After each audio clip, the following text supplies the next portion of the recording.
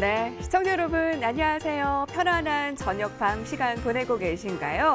여의도 클래스 이혜림입니다. 지난 주말을 앞두고 이 트럼프 대통령의 중국의 강한 제재 압박을 앞두고 긴장감이 고조됐었죠. 저희도 그걸 심층적으로 언급을 했었는데 트럼프 대통령의 속빈 엄포였을까요? 홍콩 증시가 급등했고요. 한 주 시작하는 월요일 중국 증시도 만만치 않게 올랐습니다. 거기다 일본에서는 경제 활동에 대한 재개 기대감까지 높아졌는데요. 오늘 한국 증시 마감 살펴보겠습니다. 코스피 지수가 2060을 돌파 마감한 건 지난 3월 5일 이후 약 3개월 만입니다. 외국인을 중심으로 투자 심리가 회복됐고요. 코스닥은 3% 이상 급등했습니다. 여의도에서 펼쳐지는 클래스가 다른 설전. 오늘은 더 궁금한 사항이 많을 것 같은데요. 오늘 두 분의 전문가가 아주 야심차게 준비하고 있습니다. 저희 궁금한 사항들 문자 메시지 지금 바로 휴대폰을 여시고요. 013-3366-8200번으로 궁금한 사항 언제든 반기고요. 저희 바로 질문에 대한 답변 드립니다. 소통하고 싶은 점 그리고 관전평 보내주시면요. 전문가 방송 무료 체험권까지 보내드리니까요. 응원의 메시지도 많이 보내주시기 바랍니다. 저희 금요일에 그때 하라 그랬을 때 같이 으쌰으쌰 응원의 메시지가 필요하다라고 했는데 여러분 오늘은 어떠세요? 오늘의 클래스가 다른 뜨거운 설조 여의도 클래스 준비된 순서를 지금 바로 시작합니다.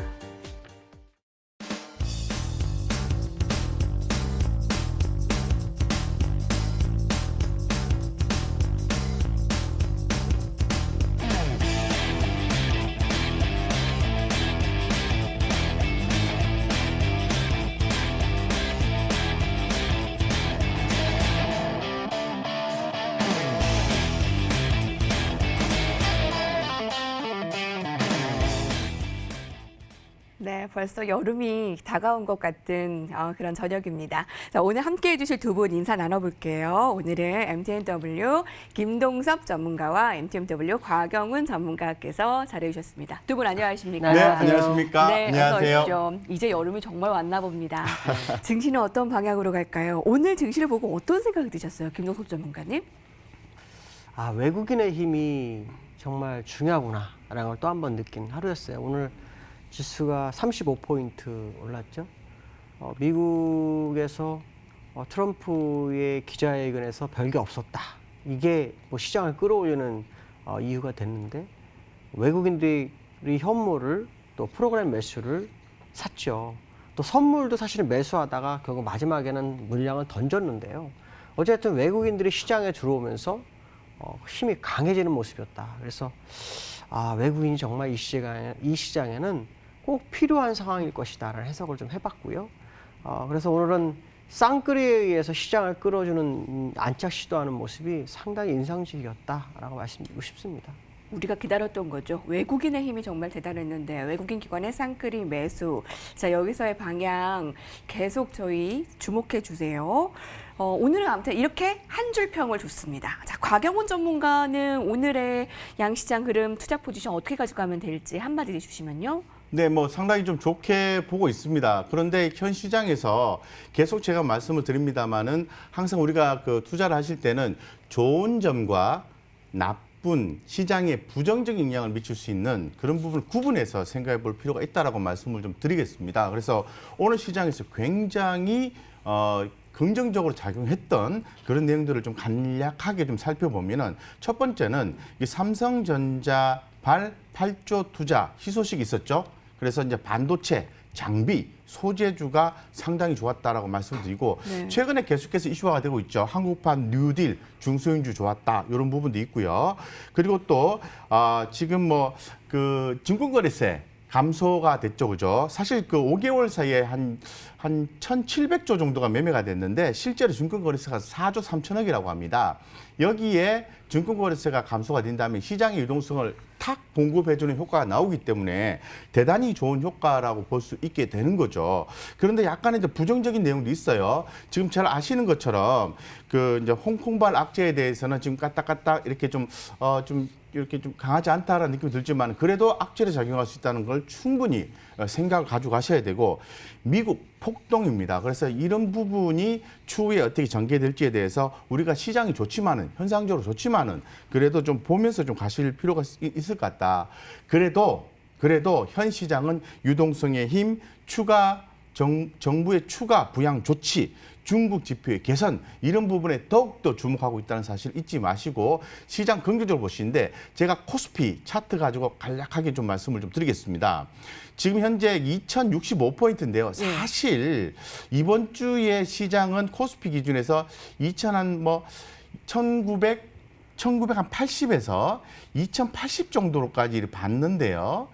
살짝 금방 올라가 버렸어요. 그죠? 그런데 제가 지난번에도 말씀을 드렸듯이 우리 시장이 만약에 과열권으로 접어든다라고 하는 최고의 수치가 언제부터 시작하냐면은 2,430포인트 정도로 보시면 될 것 같아요. 그래서 만약에 이렇게 저렇게 요렇게 해가지고 2,300포인트 넘다 하더라도 시장의 유동성이 충분하고 시장의 긍정적인 내용이 악재를 누르고 있는 현상이라고 한다면 긍정적으로 보자라고 말씀을 드리고 제가 계속 말씀드리겠습니다. 6월 달에 공매도 제한 조치가 해제가 되기 때문에 그때 보릿고개를 잘 넘으면은 11월 달까지 갈 수 있다. 결론적으로 한마디로 표현하면은 흔들리지 않는 투자를 하자.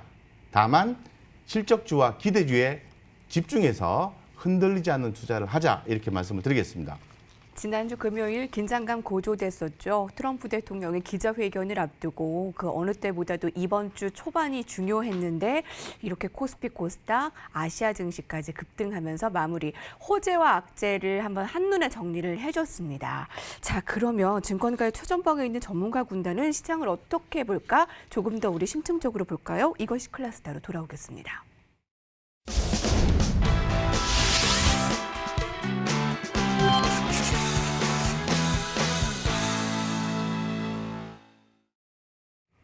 아직은 유동성의 힘이 강하지만 미중 무역 갈등이나 이 미국 폭동에 대한 악재도 염두를 해둬야 된다라는 앞서 얘기를 들으셨는데요. 여러분은 어떤 점이 가장 궁금하시나요? 저희 문자 메시지 받고 있습니다. 휴대폰을 여시고요. 013-3366-8200번으로 김동섭 전문가와 곽영훈 전문가에게 궁금한 사항 있으시면 바로 남겨주시고요. 관전평도 저희가 베스트 관전평을 뽑아서 오늘도 저희가 전문가 방송 무료 체험권 준비했어요. 많은 분들의 참여 부탁드립니다. 응원의 메시지도 부탁드립니다. 네, 여의도 클래스 시간 빼놓지 않고 보고 있습니다. 우영주님 감사합니다. 반갑습니다. 자, 먼저 라운드 1 준비했습니다. 매크로 클래스로 돌아가 볼게요. 김동섭 전문가가 오늘 같이 살펴봐야 할 주제는 이거다라고 선정해 왔습니다. 함께 보시죠. 부동자금 1,100조 원을 넘어서서 역대 최고입니다, 여러분. 자, 이 자금이 부동산으로 갈까? 증시로 갈까? 자, 증시로 가게 되면 앞으로의 향방은 어떻게 예측할 수 있을까? 이게 오늘 좀 뜨거운 감자였어요. 네. 어떻게 바라보시는 겁니까? 부동자금 1,100조인 경우는 없었죠. 없었죠. 없었습니다. 예. 예. 근데 이제 이 부동자금이 어딘가를 움직여야 됩니다. 움직여야 되는데 과거에는 부동산에 제일 많이 움직였죠. 그리고 부동산이 이렇게 한번 크게 뛰면 다시 주식으로 옮기는 그런 과정이 있었어요. 근데 이 부동자금이 부동산으로 갈 수가 없는 상황입니다. 뭐냐면 규제가 좀 많아요. 그러다 보니까 부동산으로 많이 몰리지를 못해요. 그러니까 이 돈이 갈 곳이 없어요. 은행을 넣으면 이자가 거의 없어요. 거의 없는 상태예요. 그러면은 돈을 들고 있어야 되잖아요. 그러면 돈의 가치는 떨어져요. 왜냐하면 시장에 많은 유동성이 들어가게 되면 실물 자산은 올라가도 실제 돈의 가치는 떨어지거든요. 그러면 그 돈의 가치를 지키기 위해서 투자를 할 수밖에 없는 것이 현재 시장의 모습이다라는 거죠. 실제로 주식 투자에도 네. 약 10조 원 정도가 현재 들어와 있어요. 근데 10조만 들어왔는데도 불구하고 시장이 이렇게 강해요. 개미들 투자가의 역할이 크다는 거죠. 결론이 나왔네요. 부동산보다는 증시로 갈 그렇죠. 것이다. 현재 상황으로서는 부동산이 과거 사례는 대세였지만 네. 지금 상황으로는 갈 수 있는 곳이 매우 제한되어 있는 현재의 상황이다. 그래서 지금 뭐 개인 신용거래 융자도 뭐 10조가 되고 있다고 뭐 이런 얘기를 하고 있지만 실제로 개인들이 들어오기 시작한다면 신용잔고 그 규모가 크지 않을 수 있다는 해석을 또 해볼 수 있고요. 특히 투자 예탁금이 63% 정도 급증을 했어요. 그러니까 지금 시장에 대기 자금이 너무 많은 상황이라 네. 뭐 한 번만 떨어졌으면 좋겠다라는 사람도 꽤 많은 것 같습니다. 또 이 주변에 투자하는 사람이 굉장히 많아졌고 그 많아졌다라는 것은 이제 시장이 유동성에 의해서 움직일 수 있는 공간을 열기 시작한 것이 아닐까. 물론 지금까지도 유동성에 의해서 시장이 움직인 건 사실이에요. 하지만 대기 자금이 많다는 얘기는 앞으로 주가가 조정 들어올 때마다 시장은 받쳐줄 힘이 생길 수 있다라고 해석을 할 수 있기 때문에 예. 물론 이것이 천백조가 다 시장에 들어온다는 얘기는 아닙니다. 그러나 분명한 것은 뭐냐면 우리가 시장을 매매하다 보면 누군가 나를 지켜줄 수 있는 부빌 언덕이 있으면 믿고 가잖아요. 그런 거 똑같은 상황이에요. 시장도 옛날에 유동성이 부족할 때는 이런 어떤 부빌 언덕이 없었어요. 근데 지금처럼 유동성이 풍부한 상태에서 부동자금이 멈춰 있다? 그럼 그 자체로서 투자 가치가 굉장히 높을 거다. 그래서 아마도 지금도 우리나라 시장이 전 세계적으로 가장 강한 이유도 아마도 이런 부분, 부동산에 들어갈 수 없는 자금들, 또 갈 수 있는 자금이 한정되어 있는 곳이 정해져 있다. 그런 부분이 아마 전 세계 시장에서 가장 좀 강한 모습이 나타나고 있다. 물론 네. 미국장에 비해서는 고점에서 조정을 많이 줬기 때문에 많이 오른 건 아니에요. 그러나 현재 올라온 상태에서 키높이로 본다 그러면 200일선을 돌파한 나라는 우리나라가 현재 유일하거든요. 그러니까 굉장히 강한 모습이다. 그건 아마도 유동성이 시장에 상당히 대기하고 있는 것이 힘이 되고 있는 것이 아니냐라는 생각을 해봐야 될 것 같습니다. 유동성이 풍부하다라는 건 이 부빌 언덕이 이게 든든하다라는 것은 나쁜 건 아닌데 사실 지금 유동성으로 끌어진 증시가 하락할 때마다 대기 자금이 있다라는 것은 아무래도 하락을 좀 제한시킬 수 있는 요인이 그렇죠. 되겠네요. 그렇죠. 자, 오늘 이 주제에 대해서 곽영훈 전문가는 어떠한 그 힌트를 좀 얻으셨나요? 또 그 부동자금의 증가 폭이 네. 단기간에 급등한 것도 네. 또 많이들 또 언급이 되더라고요. 그래서 뭐 전반적으로 이제 부동자금이 이제 증가한 거는 현상적으로 봤을 때 아무도 부인을 못 하는 거죠.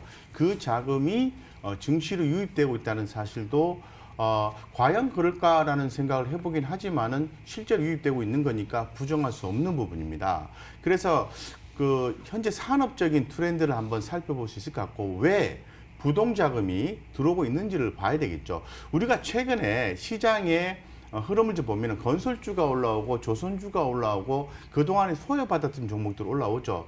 그래서 어떤 분들은 그냥 뭐 순환매 관점에서 종목에 자금이 유입되고 있다 이렇게 말씀하시거든요. 그거 아니거든요. 그거 아니고요.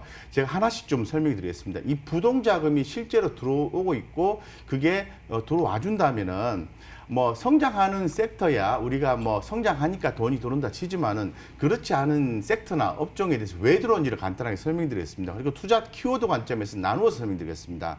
일단 기업, 개인, 정부가 원하는 부분이 있어요. 그 부분은 뭐냐 하면은 효율성, 소비, 친환경입니다.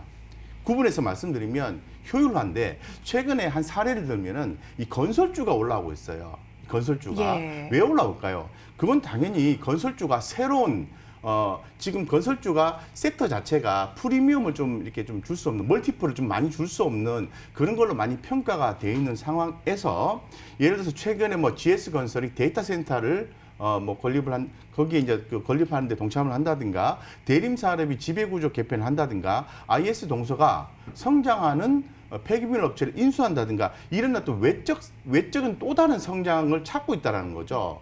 그래서 이제 건설 업종 자체가 그 차입금이 많이 감소가 되고 현금이 늘어나고 있는 상태에서 새로운 성장 모멘텀을 찾아서 간다라는 게 대단히 주목할 만하고 상당히 효율적이다라고 볼 수 있게 되는 거죠. 두 번째, 예. 소비입니다. 여러분들 잘 아시는 것처럼 지금 정부 재난지원금이라든가 지역 화폐 이런 부분에 대해서 써야 되는 거죠. 2개월 이내, 3개월 이내에 써야 되는 거지 않습니까? 그래서 이제 GS 리테일이라든가 BGF 리테일의 주가가 주목받게 되는 거죠. 가장 간편하게 사용할 수 있고 쿠팡 문제로 인해서 실제로 확인하고 간편하게 살 수 예. 있는 쪽을 선호하다 보니까 여러 군데 많이 소요가 되긴 합니다만은 우리가 편의점주가 올라올 수 있는 거죠. 단순하게 그 이슈만으로 편의점주가 올라올까요? 그렇지 않습니다. 네. 이 멀티플을 주고 있는데 성장률이 3, 4%밖에 안 되는데 최근에 7, 8%까지 올라왔어요. 그리고 지난번에도 한번 제가 살짝 투자하셔야 됩니다라고 말씀드려서 말씀드린 GS 리테일인데 올해와 내년에 걸쳐서 4만 개의 점포가 계약이 만료가 되고 내년까지 네. GS 리테일과 BGF 리테일로 계약이 재성사가 되면은 이 어떤 산업의 재편이 이루어진다는 거죠. 일본에서 그랬듯이 관련 기업들의 상승이 있을 수 있다고 말씀드리고 하나만 예. 더. 환경 문제죠. 최근에 조선주가 올라오고 있잖아요. 예, 예. 순환의 관점 아닙니다. 아니고요. 환경적인 문제에서 LNG가 좀 필요한데 중국 같은 경우에는 벌크선 위주예요. 한국이 LNG의 독보적인 기술과 지위를 가지고 있습니다. 당연히 LNG 선박에 대한 수주가 있을 수밖에 없게 되는 거죠. 이러한 또 환경적인 측면, 친환경, 소비, 효율성 이런 부분이 개인, 기업, 정부가 원하는 거죠. 이런 곳에 부동자금이 유입되고 있다고 해석하시는 게 맞다 이렇게 말씀을 드리겠습니다. 조금 더 구체적으로 부동자금이 어느 섹터 쪽으로 유리하게 움직일 것인가에 대한 곽영훈 전문가의 힌트를 들어봤는데요. 많은 분들께서 의견 주고 계십니다. 감사합니다.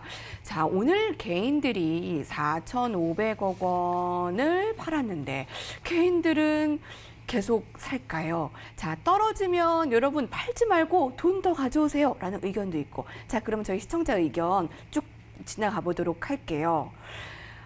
지금 6월에 그럼 개인들은 지금 계속 매수의 분위기를 떨어지면 들어오는 분위기로 감지되고 있는데 6월 중 공매도 해제가 되는 부분에 대해서는 증시에 어떤 영향을 미치게 될까요? 라는 김동섭 전문가님 의견 주실 수 있으실까요? 8992님. 공매도 해제가 진짜 될지는 봐야겠죠. 왜 그러냐면 이 시장을 받쳐준 게 공매도 해제, 그러니까 공매도를 금지해서 시장이 올라왔기 때문에 해제를 해서 얻을 수 있는 게 뭘까에 대한 생각을 아마 시장을 할 겁니다. 네. 또 시장을 주도했던 개미 투자가들이 상당한 영향력이 시작이 됐기 때문에 아마도 공매도 해제가 진짜 될지 안 될지는 사실 저는 잘 모르겠습니다. 물론 정상적으로는 계획대로라면 해제를 해야겠죠. 그렇지만 시장의 요구는 다를 수 있다라는 거죠. 물론 지수가 급락해서 1,400에서 2,000까지 올라왔기 때문에 많이 올라왔다고 생각을 해서 순기능을 뭐 내세워서 할 수 있겠지만 제가 볼 때는 이 공매도 해제가 시장에 상당한 영향을 미칠 수 있을 거라고 보고 실제로 해제가 안 될 수도 있다는 생각을 합니다. 왜냐하면 시장을 더 끌어올려야 시장이 좋은 모습을 보여야 현재 정부도 굉장히 좋다. 왜냐하면 아시겠지만 경제 상황이 코로나로 인해서 전 세계적으로 안 좋습니다. 근데 여기서 공매도까지 해제해서 주식시장이 안 좋은 모습을 보여줄 필요성은 없거든요. 차라리 연장하는 게 더 맞다라고 판단하는데 그 판단을 뭐 제가 하는 건 아니지만 현재 시장 상황으로 보면은 해제가 쉽지 않을 거라고 판단하고 있습니다. 네. 이번 주에 미국 상황들 살펴봐야 하겠는 거 여러분들 그 답변 되셨죠? 미국 폭동과 관련해 심각한 현재 상황이 전해지고 있는데 이것이 미국 증시뿐만 아니라 아시아 증시에 어떤 영향을 미칠까요? 저희 시청자 의견 감사합니다. 같이 지금 살펴보고 있어요. 네. 제가 답변 네. 드릴까요? 네, 네. 제가 그 디테일하게 이렇게 상황을 이렇게 체크한 건 아니지만은 분명한 것은 미국의 폭동 자체가 상당히 좋지 않은 것만은 분명한 거죠. 그런데 제가 곰곰이 좀 생각을 해보면은 지금 트럼프 대통령이 중국과의 대립각이 지금 세워지고 있는 상태에서 이런 부분이 발생했기 때문에 하여튼 그 국내적으로 뭔가 불을 먼저 꺼야 되는 상황이 발생한 것이 아닌가 개인적으로 이렇게 생각을 하고 있습니다. 그렇기 때문에 우리가 염려하는 그 홍콩에 대한 특별 지위 해제 절차 진행에 따른 최종적인 결정이 나옴으로 인해서 시장의 변동성을 줄 수 있는 요인이 조금 더 결론치가 좀 지연돼서 뭐 나와도 나오지 않겠나 이렇게 좀 판단하고 있고 이런 부분이 더 크게 발산하면 결국은 다 안 좋은 거죠. 근데 적절한 선에서 해결된다는 범위 안에서는 조금 좀 약간 독이 약으로 좀 작용할 수 있는 여지도 좀 있지 않겠는가 이렇게 좀 생각하고 있습니다. 네. 뭐 이 부분에 대해서 김동섭 전문가님 의견 주셔도 좋고요. 저희 돌발 질문 바로 드리면 지금 부동자금 1,100조 원에 대해서 그러면 유동성 시장이 더 강해질 수 있을까라는 부분에 대해서는 어떠한 답변을 주실 수 있으실까요? 일단 제가 볼 때는 강해질 거라고 예상을 하고 있고요. 예, 여기서의 예스. 예. 네, 저는 유동성이 아직도 전 세계 시장의 유동성이 아직 다 풀린 게 아니라고 판단하고 있고요. 또 우리나라 자체 시장으로 봐도 유동성이 들어오는 과정 속에서 프로그램 매도가 굉장히 나온 게 많아요. 그게 다시 프로그램 매수로 시장에 또 진입하는 것이 나오면 시장을 방어할 수 있는 힘 유동성이 굉장히 강해질 수 있다는 해석을 하고 있어요. 오늘 비차익에서 한 640억 정도 매수가 들어왔지만 이거는 뭐 아직 들어온 거라고 볼 수 없거든요. 그래서 시장 상황에서 유동성은 더 강해질 수 있을 것 같다. 또 미국의 폭동 문제가 네. 상당히 좀 문제가 될 수 있는 건 사실인데 시장은 그걸 외면하고 있다는 걸 아셔야 됩니다. 만약에 그 문제가 크게 커진다 그러면 벌써 미국 시장 같은 경우는 큰 급락을 했어야죠. 근데 오히려 영향을 안 받았어요. 네. 그러니까 폭동 문제는 폭동 문제고 현재로서는 일단 시장은 시장 경제로 가는 그런 상황 정도로 해석해야 될 거고 그것이 폭동 시장까지 영향 오는 거는 좀 시간이 걸릴 것 같다. 그거는 이제 좀 더 시간 후에 우리가 상황을 보는 게 맞을 것 같다라고 말씀드릴 수 있을 것 같습니다. 네, 1992년 LA 폭동 비극이 떠오른다. 뭐 지금 안 좋은 현지 상황이 전해지고 있는데 일단 미 증시는 외면하고 있습니다. 자, 증시는 따로 움직이고 있고요. 그것에 대한 문제는 아마 오늘 밤에 더 살펴볼 수 있을 것 같고요. 자, 정리 한마디씩 할게요. 오늘 이 부동자금의 증시 자금으로서의 유동성 더 확대시킬 수 있을까에 대해 토론 나눠봤습니다. 마지막 한마디 주시죠. 본격적인 유동성 장세가 돌입될 수 있다고 생각합니다. 그래서 유동성 장세 돌입을 좀 기다려보자라고 말씀드리고 싶습니다. 곽영훈 전문가님. 예, 저는 좀 그 현실적으로 좀 말씀을 좀 드리겠습니다. 그 유동성이 공급이 되면은 시장이 대단히 좋은 거죠. 그 악재를 좀 누릴 수 있는 요소가 되는데 벌 수 있을 때 버셔야 되거든요. 그래서 유동성이 풍부할 때 너무 잦은 매매를 해서 수익을 놓치는 경우가 발생하지 않도록 하시고 옥석 가리기를 잘 하셔서 계속해서 올라가는 종목에 대해서는 보유 전략을 취해서 수익을 좀 극대화하고 무릎에 사서 어깨에 파는 전략을 반드시 수행하셔야 된다. 너무 잦은 매매를 통해서 수익을 놓치는 경우가 없어야 되겠다. 이렇게 좀 말씀드리겠습니다. 쉽게 말씀드려서 흔들리지 않는 투자를 진행하시라 이렇게 말씀드리겠습니다. 네, 또 시장에 대한 긍정적인 시각을 유지하며 저희 라운드 1임에도 불구하고 뜨거운 기운이 느껴졌습니다. 자, 다시 한번 전문가들의 의견을 화면으로 정리하고 다음 라운드로 넘어가겠습니다.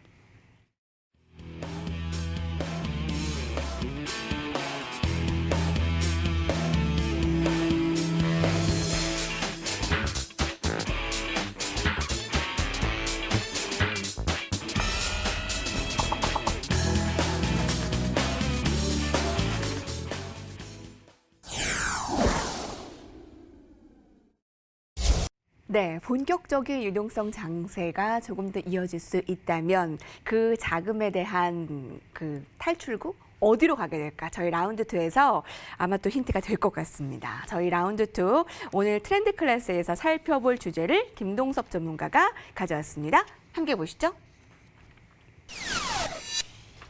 정유 사사가 4조 원 넘는 손실입니다. 근데 최근에 유가가 한 달 사이에 2배가량 껑충했어요.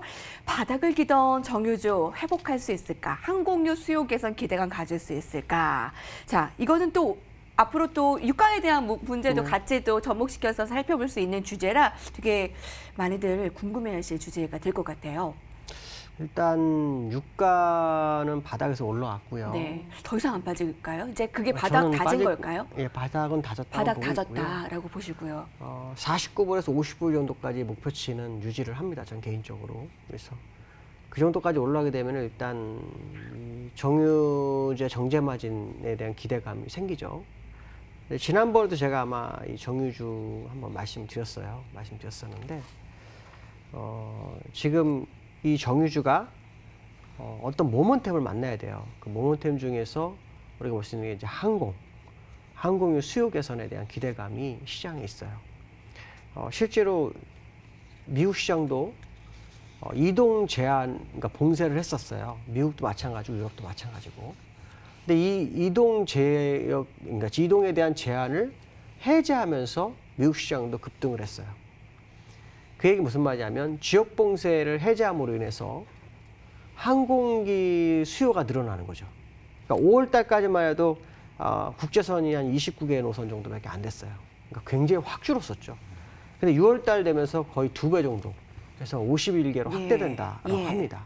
이렇게 되면 항공이 많이 돌아다니니까 그동안 쌓였었던 재고품이 많이 줄어들 수밖에 없어요. 그러면 결국 수익성은 반등하게 되겠죠.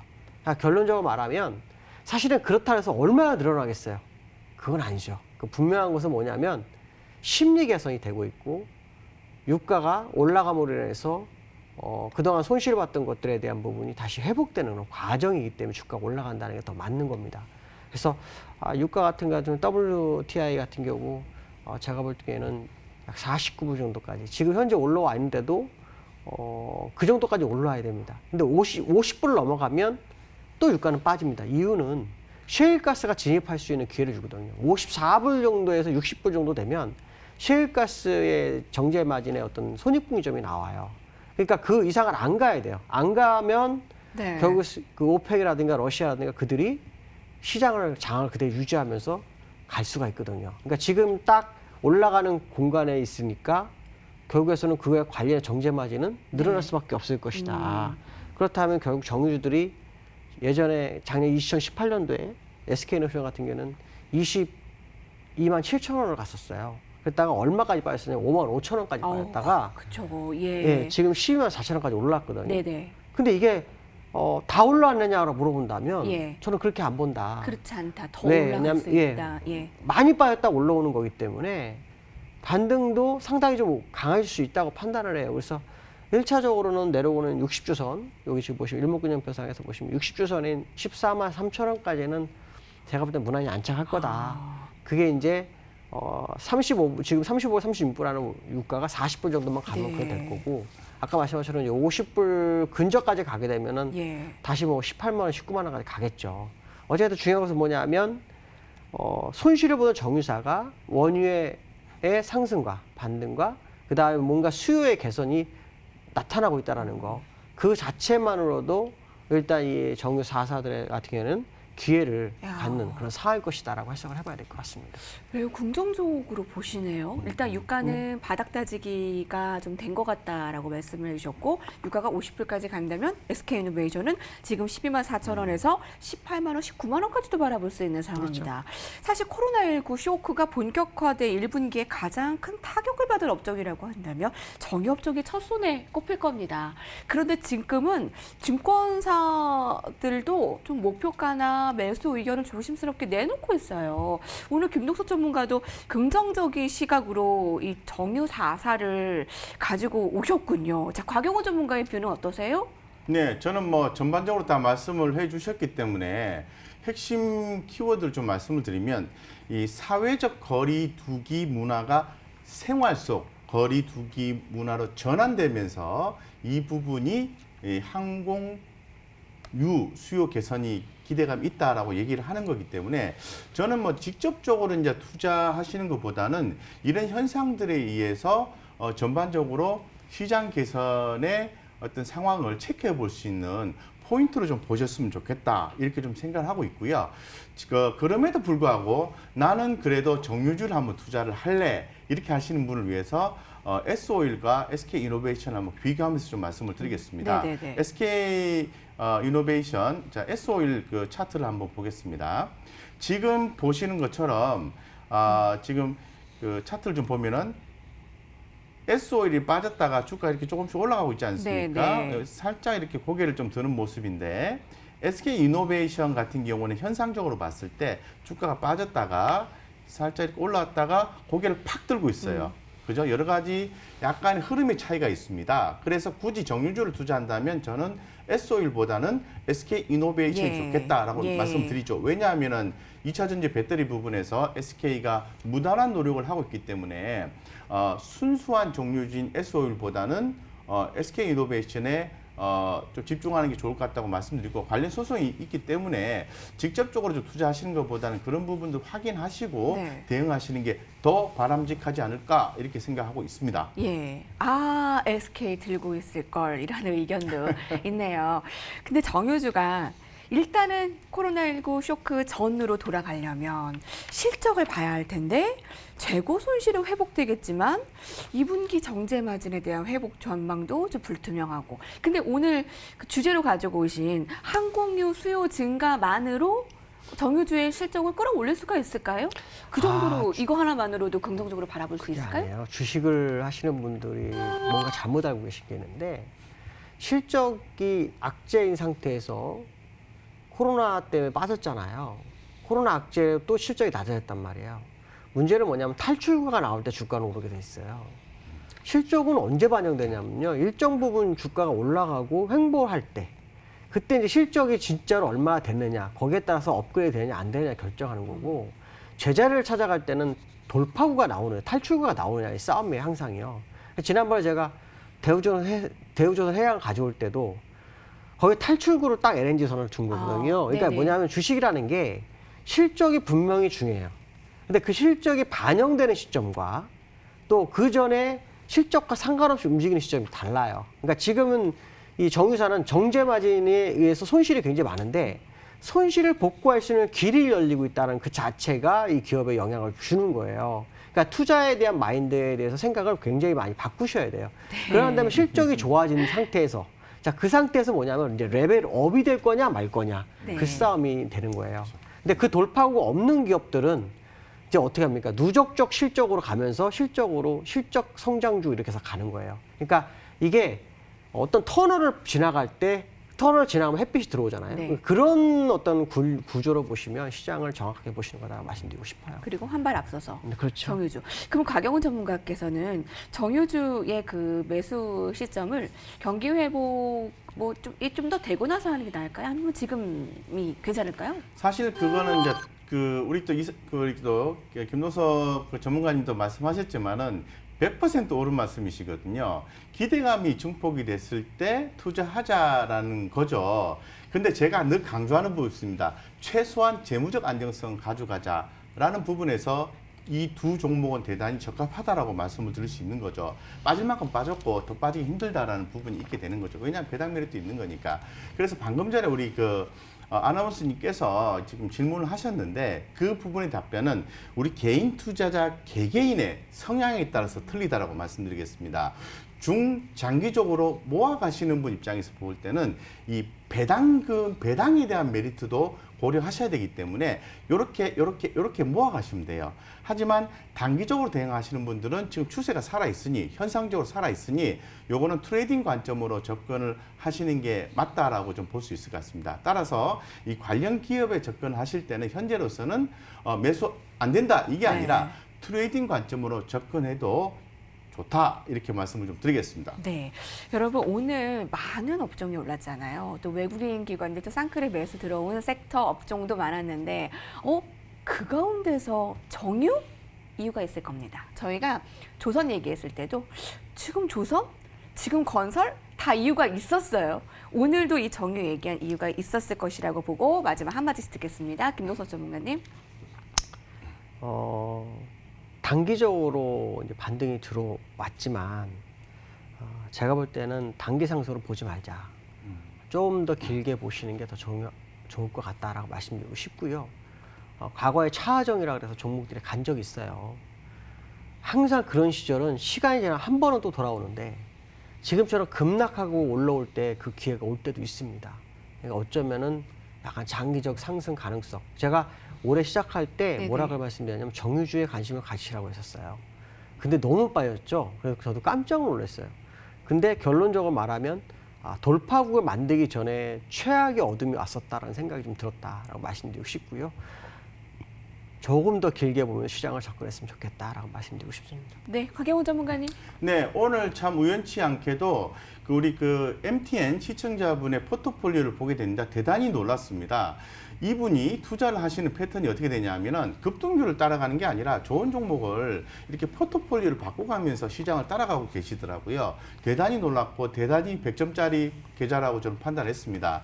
최근에 언택트 관련주들이 많이 올라서 매물 출회가 좀 되고 있죠, 그죠? 그런 부분도 많이 올랐다면은 한 절반 정도 이렇게 좀 잘라서 최근에 올라오고 있는 텍트 관련주 쪽으로 이동하는 것도 포트폴리오를 좀 구성을 하는 것도 좋다라고 말씀드리고 가는 종목 계속 유지하시고요. 최근 올라온 종목 좀 주목하자라고 말씀드리고 아까 말씀드렸죠, 건설주 도 주목하셔야 되고 편의점주도 주목하셔야 되고 하나가 기억이 안 납니다. 방송 돌려보시면 나올 겁니다. 그래서 그런 종목들로 포트폴리오를 조금씩 변경을 시키면서 시장을 따라가시면 유동성 시장에서 대단히 좋은 성과를 볼 수 있다라고 좀 말씀을 드리겠습니다. 예, 감사합니다. 오늘 전문가들의 토론 이야기 하나도 놓칠 게 없다라는 의견들 감사합니다. 많은들 의견 주고 계시네요. 자, 그런 의미로 저희 문자 메시지 함께 여러분들과 소통하고 갈까요? 3939님 전문가님들 덕분에 편안한 주말을 보낼 수 있었습니다. 전문가님들과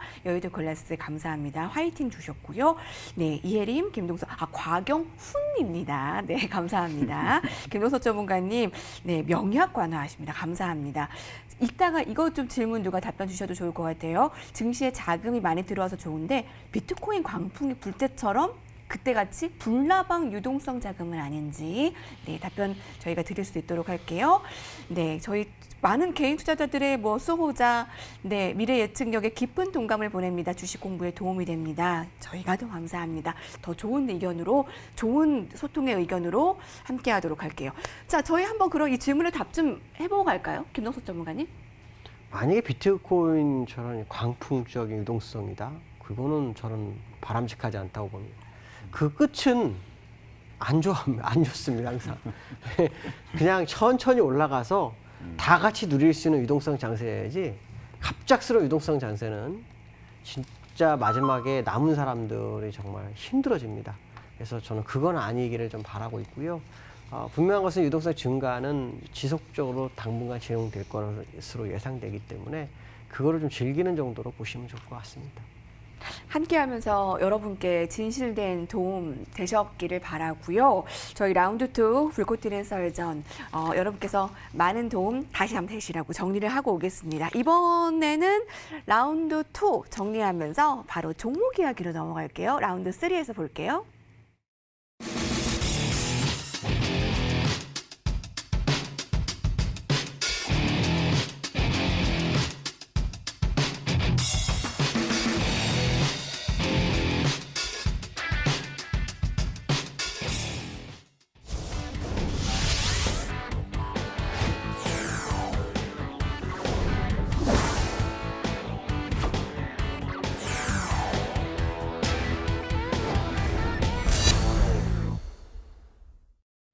네, 실시간으로 함께하는 여의도 클래스 오늘도 뜨거운 썰들이 펼쳐지고 있습니다. 투자의 최전방하면 어디가 떠오르세요? 오늘도 여의도 최전방에서 시장의 이야기, 오늘 월요일에 양시장이 급등 마감된 가운데 이제 종목 이야기로 넘어가게 되는데요. 김동석 전문가님, 그 AS 저희 종목 질문 가운데 두산 퓨얼셀이 그 궁금증이 가장 많아서 그러니까요. 저희가 이걸 한번 뽑아봤어요. 일단 저희가 얘기한 이후에 그 수익률이 정말 만만치 않게 올랐기 때문에 지금이라도 될까라는 궁금증도 있으신가 봐요. 지난번에 제가 이 두산 퓨어스 말씀드리면서 1,950원이 안 깨지면 홀딩을 한번 생각해봤고 그 위에 올랐을 때 저는 이제 약간 익절을 했다라고 말씀드렸었는데 또 올랐어요. 지금 제가 제시할 수 있는 것은 일목균형표상으로는 13,900원. 이게 안 깨지면은 기회를 한 번 더 줄 거예요. 13,900원이 깨지면 밑에서 사신 분들은 이익을 가져가셔야 되고 신규로는 접근하시는 걸 좀 주저하셔야 됩니다. 그래서 종목은 굉장히 좋지만 이 종목이 이제 일목균형표로는 차트가 이제 만들어진 거예요. 그래서 더 높게 차트를 만들진 않아요. 그렇기 때문에 만약에 추세를 끌고 가신 분들은 13,950원, 900원 정도가 무너지지 않는 선에서 만약에 신규 접근하시는 분도 이 가격은 무너지지 않는 선에서 매매를 하시면 될 것 같고요. 지난 목표가가 16,000원이었어요. 그러니까 1,000원이 더 올라갔는데 아마 제가 말씀하신 13,950원이 만약 깨지지 않고 시장에서 도와준다면 이 2만 원도 볼 수 있는 차트가 나와요. 근데 그게 일목균형표상으로 아직 나오진 않으나 미래치를 예측을 하면 약 2만 원 정도까지 나와요. 그러니까 그걸 보고 접근하실 분들은 아까 말씀하신 13,900원만 무너지지 않은 선에 접근하시면 되지 않을까 이렇게 말씀드리고 싶네요. 네, 저희 목표가 16,000원을 뛰어넘어 17,000원에 입절하신 분들은 수익 같이 나눠주셨고요. 이미 혹시 지금이라도 하시는 분들, 신규 투자하시려는 분들께 조언도 같이 들었습니다. 어느 선을 지켜진다면 매수 가능한데 또 오늘 또 새로운 종목도 있으니까요. 기대해 주시고요. 여러분 호텔신라 김동석 전문가님께서 지난주에 얘기했던 네. 종목인데 이 종목도 많이들 궁금해하시네요. 호텔신라는 거의 제자리예요 지금. 움직이진 않았어요. 근데 이게 기다리는 뉴스가 뭐였냐면 제가 지난번에 이런 말씀 드렸어요. 항공주하고 여행주가 간다. 그러면 다음에 갈 거는 면세점주밖에 없지 않겠냐라고 했어요. 왜냐하면 항공과 여행을 가면은 면세점 들렸다고 하잖아요. 그럼 면세점의 가장 문제가 뭐냐면 임대료 문제거든요. 그리고 임대료가 정부에서 감면 얘기가 있었어요. 그러니까 네. 지난주에 나올 거냐 이번 주에 나올 거냐 했는데 지난주에 안 나오고 이번 주에 오늘 나왔어요. 오늘 75% 감면 얘기가 나오고 이게 있어요. 오늘 확정이 됐습니다. 예, 근데 시장에서 무슨 얘기를 했었냐, 야 50% 감면을 예상을 했거든요. 네네. 오늘 저녁 뉴스예요, 여러분. 네, 50% 감면 이상만 나와도 좋다라는데 75% 감면 얘기가 나오니까 이거를 본다면 일단 상승 모멘텀을 갖게 된 거죠. 뭐 지금의 실적이 떨어진 건 둘째치고 다음에 영업을 재개하고 다시 뭔가 진행할 수 있는 기회를 맞이했다 이런 식으로 접근할 수 있거든요. 그래서 기술적으로 봐도 오른 게 없어요. 오른 게 없는 상황.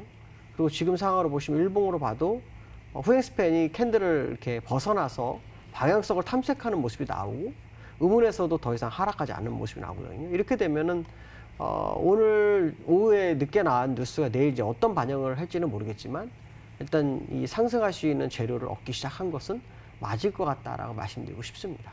상승 재료를 얻기 시작한 긍정적인 뉴스가 오늘 저녁에 따끈따끈하게 나왔습니다. 이 면세와 관련해서 저희는 이미 지난주에 호텔신라를 같이 얘기를 나눴는데 궁금증이 좀 해소가 되셨나요? 자, 종목들 저희 전문가들의 종목들 같이 나눠주고 계신 분들 많습니다. 그래서 곽영훈 전문가의 종목도 봐야 되겠죠. 이오테크닉스가 뭐 최고 수익률도 그렇지만 오늘만 한 5% 올랐어요. 네네. 예, 이거 어떻게 AS 해주실 건가요? 뭐 당연한 결과 아니겠습니까? 오. 네, 최근에 그 반도체 장비주가 계속해서 좀 주목을 받고 있는 그런 상황인데 사실 올해 3월 달부터 반도체 장비 관련 주들의 움직임이 대단히 좋았습니다. 전체적으로 봤을 때. 그래서 제가 이오테크닉스의 차트 흐름을 가지고 먼저 좀 현상적으로 설명을 드리겠습니다. 네, 감사합니다. 지금 현재 제가 처음에 말씀을 드렸을 때 매수가가 81,700원 정도로 형성이 됐습니다. 이 정도 형성이 된 거죠. 그래서 목표가는 제가 그때 11만 원 정도를 말씀을 드렸는데 아직 갈 길 많이 남았다. 이렇게 좀 말씀을 드리겠습니다. 현재가 한번 92,300원 됐는데 대략 한 뭐 17% 정도 난 것 같아요. 제가 볼 때는 이거는 당연한 거다라고 볼 수 있을 것 같고 당연한 이유는 제가 늘 말씀을 드립니다만은 과연 곽 부장이 차트만 보고 해당 종목을 선택했을까? 퀘스천 마크 이렇게 네. 말씀을 드리잖아요. 아니거든요. 차트는 후행적이기 때문에 내용에 의해서 주 내용에 의해서 만들어진다라는 걸 늘 말씀을 드리고 있습니다. 이오테크닉스의 투자 포인트는 아주 간단합니다. 이 반도체 장비 쪽인데 레이저 장비 업체죠. 그죠? 그래서 어닐링 성장 모멘텀인데요. 이 부분이 상당히 사실상 그 주 고객사에 대해서 독점적일 것으로 보고 있는 거고 고부가가치라는 거죠. 그리고 또 더불어서 새로운 어떤 매출을 일으킬 수 있는 장비가 또 나올 것이다라는 기대감이 있기 때문에 이오테크닉스의 주가의 방향성은 아래쪽보다는 위쪽 방향성이 갈 네. 가능성이 대단히 높습니다. 빠질 가능성이 어떤 게 있을까요? 시장 망가졌을 때. 그것 빼놓고는 이오테크닉스의 성장성은 당연히 예상되고 주가 상승도 가능하다라고 좀 말씀을 좀 드리겠습니다. 손절가 참고로 좀 말씀을 드릴게요. 손절가를 말씀드리면 83,000 뭐 83,900원, 600원 정도, 83,600원 정도. 뭐 익절가라고 할 수 있겠네요. 네, 그렇습니다. 이 정도 된 있으니까. 익절가가 되겠죠. 먼 일이 있는 거니까, 고가격 이상 유지되면은 계속 고한다 이렇게 말씀드리겠습니다. 저희가 보통 저녁 방송이기에 얘기를 하고 그 다음날 시초가로 매수를 하는 걸로 봅니다. 매수가 81,700원이었는데요. 앞자리가 바뀌었네요. 9만 원대로 올라왔습니다. 목표가 11만 원을 향해 이오테크닉스 응원 많이 주세요. 자, 오늘은 어떤 종목일까요? 투자자분들이 가장 기다렸을 그 시간 라운드 3 유망주 클래스 시작해야 되겠죠? 종목을 공개합니다. 이렇게 하이라이트가 나오나요? 셀트리온. 셀트리온 삼형제가 오늘 급등으로 아주 포털 사이트를 뜨겁게 달궜습니다. 코로나19 치료제 동물 시험 성공 소식. 그 중간에 오늘 VI도 발동됐잖아요. 근데요, 그럼 이거 지금 달리는 말에 올라타자라는 말씀이신가요? 이거를 일봉으로 보시면 못 사요. 근데 주봉으로나 월봉으로 보시면 사도 되는 자리가 맞습니다. 오늘 그 코로나 항체 치료제 동물 실험에서 그 바이러스 100배 감소했다고 하죠. 그래서 6월 중에 임상물질이 대량 생산 돌입을 할 거고 7월에 이제 치료제 물질을 뭐 공급 가능하다 이런 얘기가 지금 나오고 있거든요. 이런 부분들을 감안한다면 셀트리온이 어쩜 우리나라에서 코로나 치료에서 가장 빠르게 대응할 수 있는 상황이 될 수도 있다라고 판단하는데 물론 돼야 되는 거지만 그래도 중요한 것은 뭐냐면 시장을 선도해 나가는 그런 과정 속에서 방향성을 제시하고 있다는 것은 매우 긍정적이라 판단하고 있고요. 그리고 오늘 셀트리온이 약 6%가 올랐어요. 근데 6%밖에 안 올랐는데 굉장한 의미를 부여하는 차트가 만들어졌죠. 제가 아까 일봉을 보시면 좀 어렵다, 쉽게 접근하기 어렵다는 표현을 썼는데 주봉을 보면요, 그 120주선 여기 보시면 120주선이 보이거든요. 이 120주선을 지난번에 3월 30일에 한번 돌파 시도를 했었어요. 그랬다가 윗꼬리만큼 밀어냈죠. 그리고 그 윗꼬리에서 무려 8주 정도를 120주선을 돌파하기 위해서 힘을 모으다가 오늘 재료를 넣으면서 120주선을 그냥 쉽게 돌파가 했어요. 예. 이렇게 되면 과거의 이 자리, 그러니까 2018년도 9월 27일 가격이 약 28만 원 정도 되거든요. 일단 거기까지 공간을 열어버린 거죠. 그러니까 오늘 가격이 22만 7,500 원이니까 예. 28만 원까지 아직도 상당한 투자 가치가 생기는 거죠.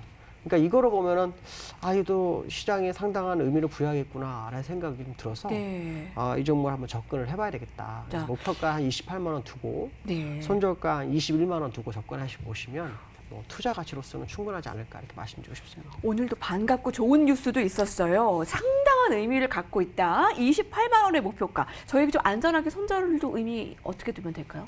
21만 원. 네, 손절가 21만 원의 목표가 28만 원. 곽영원 전문가는 이 종목 어떻게 생각하세요? 무진장 좋게 생각합니다. 제가 다른 네. 코너에서 부자들은 경제신문이라는 코너가 있습니다. 거기에서 계속 강조를 하고 있죠. 우리가 셀트리온 그룹주 안 사면 어떤 주식을 살 것인가? 대안은 딱 하나 있습니다. 삼성바이오로직스. 예. 그 이외에 제약바이오는 되게 공부를 많이 하셔야 돼요, 실제로. 그리고 불확실성도 대단히 많고 재무적 안정성도 상당히 결여가 되는 기업이 대단히 많고 옥석 가리기도 하셔야 돼요. 우리 김동수 전문가님 말씀하신 것처럼 셀트리온 안 사면은 어떤 종목을 사고 설령 빠진다 하더라도 기다릴 수 있는 종목이지 않을까요? 네. 왜? 바이오 시밀러, 성장한다. 차트 관계없이 성장성의 종목에서 주식을 사서 모으면 아주 좋은 성과를 볼 수 있다. 지금 뭐 그 코로나19에 대한 부분이라든가 미래의 합병에 대한 이슈는 하나의 단기적인 이슈에 불과하다. 성장성에 주목하자는 네. 취지로 말씀하셨으니까 저는 1000% 공감합니다. 의견에 기름을 더 같이 부어주시고 공감 만표를 넣어주셨네요. 자, 여의도 클래스 시청하시는 여러분, 저희가 또 거의 마칠 시간이 다 돼갑니다. 아쉬운 분들을 위해서 저희 방송 마치고 9시에 무료 공개 방송을 준비를 했는데 김동석 전문가님이 준비를 하고 네. 계시죠? 어떤 이야기 해주실 건가요? 오늘 그 매크로 클래스에서 얘기했던 갈거 이런 부동자금 1,100조 증시로 유입될까 이거에 대해서 뭐 여러 가지 한번 얘기를 나눠볼까 합니다. 네, 내일의 포트폴리오에 불기능이 솟아오르길 바라며 오늘 1시간 같이 나왔나요? 예, 보통 한 그 정도 하죠. 예, 많이들 기대하고 계시네요. 여러분, 김동석 전문가가 피곤하다 보인다라고 하는데 늘 한결같으세요. 그래서 아직 에너지가 많이 남아 있습니다. 자, 어떻게 이 알짜배기 내용을 듣는 코너로 들어가느냐? 포털 검색창에 접속하셔서 여의도 클래스를 검색해 보세요. 검색해서 나오는 첫 번째 링크를 클릭해 들어오시면 여의도 클래스 전문가와 함께할 수 있는 홈페이지가 나오는데요. 여기서 오늘의 무료 방송을 진행하는 김동석 전문가의 사진을 꾹 클릭해서 들어오시면 무료 방송 함께 하실 수 있으니까 많은 참여 부탁드립니다. 김동석 전문가와 곽영은 전문가와 여기서 인사드리겠습니다. 저희 베스트 관전평 선정은 바로 화면으로 보여드릴게요. 시청해주신 여러분 고맙습니다.